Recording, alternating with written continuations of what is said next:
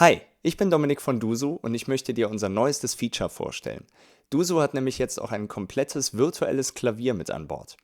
Wie das genau aussieht, wie es funktioniert und was das für deinen Unterricht bedeuten kann, das zeige ich dir jetzt. Wie du siehst, befinden wir uns in einer ganz normalen Dusu-Session. Wenn du allerdings jetzt mal unten in die blaue Menüleiste schaust, wirst du sicher sehen, dass dort ein neues Klaviersymbol hinzugekommen ist. Wenn wir darauf klicken, öffnet sich das neue Dusu-Klavier. Und zwar nicht nur auf deinem Bildschirm, sondern auch automatisch auf dem Bildschirm deiner Schülerinnen und Schüler. Die Größe dieses Klavieres kannst du jetzt anpassen. Wenn du nichts änderst, passt sich die Menge der Tasten automatisch der Fenstergröße deines Browsers an. Du kannst aber auch festlegen, wie viele Tasten du sehen möchtest. Und wir haben hier 5 verschiedene Abstufungen gewählt. Entweder volle 88 Tasten oder sogar bis hinunter auf 25 Tasten, also 2 Oktaven. Das finde ich vor allem für Anfänger ziemlich praktisch, da diese dann nicht den Überblick über alle 88 Tasten behalten müssen, sondern sich erst einmal auf den Bereich konzentrieren können, in dem du gerade mit ihnen übst. Den Bereich kannst du natürlich auch verschieben, denn wir sehen hier nur einen visuellen Ausschnitt des Klavieres. Wo genau wir uns gerade befinden, kannst du an der Beschriftung der Tasten sehen. Hier siehst du zum Beispiel in der Mitte C5 stehen, unten C4. Wenn ich die Oktaven nach links bewege, landet das zentrale C in der Mitte. Diese Beschriftung der Tastaturen kannst du natürlich auch anpassen. Entweder lässt du alles anzeigen, das schließt also die Beschriftung aller weißen Tasten und aller schwarzen Tasten ein, sogar mit Kreuzen und Bs benannt, oder nur die Basis. Das bedeutet, du siehst nur anhand der Nummer des Cs, in welcher Oktave du dich gerade befindest. Wenn dich das stört, kannst du es auch ganz einfach komplett ausschalten.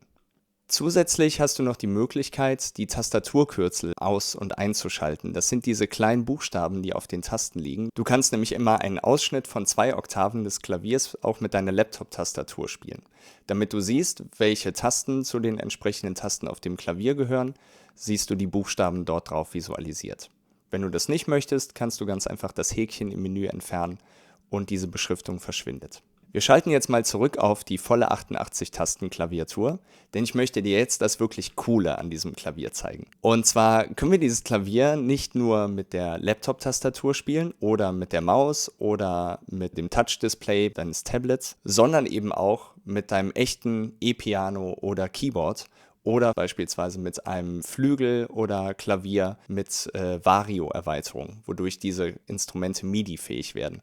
Das heißt, du schließt nur noch ein einfaches USB-Kabel an dein E-Piano, Keyboard oder deinen Flügel mit Vario-System an und jeder Tastenanschlag wird automatisch an Dusu übertragen. Ich zeige dir das mal. Ich habe hier vor mir mein E-Piano stehen und wenn ich hier drauf spiele,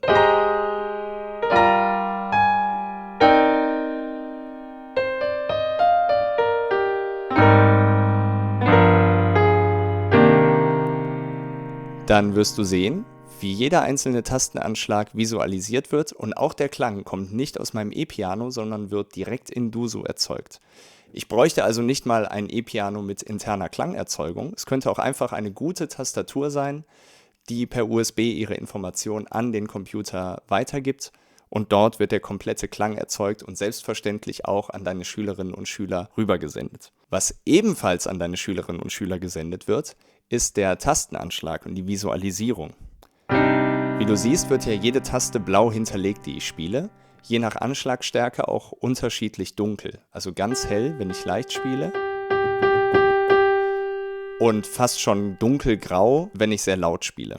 Und genau diese gleiche Visualisierung wird auch deinen Schülerinnen und Schülern angezeigt. Sie bekommen also deinen Sound geschickt, übrigens mit Original C-Bechstein-Samples, also der Klang eines echten C-Bechstein-Flügels.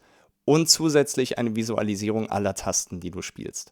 Du brauchst also keine Kamera mehr, die irgendwo über dir hängt und von oben die Tastatur abfilmt, nur um zu zeigen, welche Taste du gerade genau drückst, sondern musst einfach nur dein E-Piano anschließen, eine Kamera, wie ich jetzt gerade, auf dein Gesicht richten und das Dusu-Piano nutzen, um alles weitere anzuzeigen. Übrigens wird nicht nur der Tastenanschlag visualisiert. Wenn ich das Sustain-Pedal betätige, kannst du sehen, wie das kleine gelbe Lämpchen oben links aufleuchtet. Damit wird es für deine Schülerinnen und Schüler vor allem im Online-Unterricht noch viel einfacher, genau nachzuverfolgen, wann du das Pedal betätigst und wann du es wieder loslässt. Natürlich funktioniert die Visualisierung und die Klangerzeugung in beide Richtungen. Das heißt, auch deine Schülerinnen und Schüler können das Duso-Klavier zusammen mit ihrem E-Piano, das sie wahrscheinlich sowieso schon zu Hause stehen haben, nutzen. Somit wird es für dich viel einfacher nachzuverfolgen, welche Tasten sie genau wann gedrückt haben. Du benötigst also nicht mal mehr extra Hardware, wie beispielsweise ein Interface, also eine externe Soundkarte, an die du dann dein Keyboard anschließen musst, um den Sound zu übertragen, sondern kannst die C-Bechstein-Klangerzeugung direkt innerhalb von Duso nutzen. Wenn du mal nicht möchtest, dass deine Schülerinnen und Schüler sehen können, was du spielst, dann kannst du einfach auf dieses kleine Augensymbol klicken. In diesem Moment siehst du zwar selber noch, was du spielst, aber diese blau hinterlegten Tasten werden nicht mehr an deine Schülerinnen und Schüler übertragen. Das ist praktisch für beispielsweise Gehörbildung, wo du zwar die Klangerzeugung des Klaviers nutzen möchtest, um Töne vorzuspielen, Intervalle, Akkordfolgen etc., aber natürlich deine Schülerinnen und Schüler nicht tricksen sollen, indem sie schon sehen können, was du spielst, sondern versuchen müssen, das zu hören.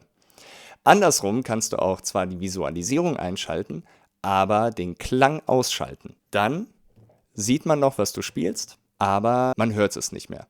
Das könnte beispielsweise praktisch sein, wenn du doch lieber die Klangerzeugung deines eigenen Klavieres nutzen möchtest oder andere Sounds als das C-Bechstein-Klavier, aber trotzdem den Vorteil nutzen möchtest, dass die Schülerinnen und Schüler sehen können, was du spielst. Du siehst also, das neue Duso-Klavier zu nutzen ist wirklich kinderleicht. Dadurch, dass nun alles in Duso integriert ist, wird dein Setup also wahnsinnig klein. Du brauchst nur noch einen Laptop und deine MIDI-Tastatur und schon kannst du beispielsweise auf Tour, aus dem Hotelzimmer oder Backstage wie gewohnt ordentlichen Klavierunterricht geben. Wir hoffen, dass ihr genauso viel Spaß an dem neuen Duso-Klavier habt wie wir, dass ihr tolle neue Anwendungsbereiche entdecken könnt und wünschen euch weiterhin viel Spaß beim Unterrichten mit Duso.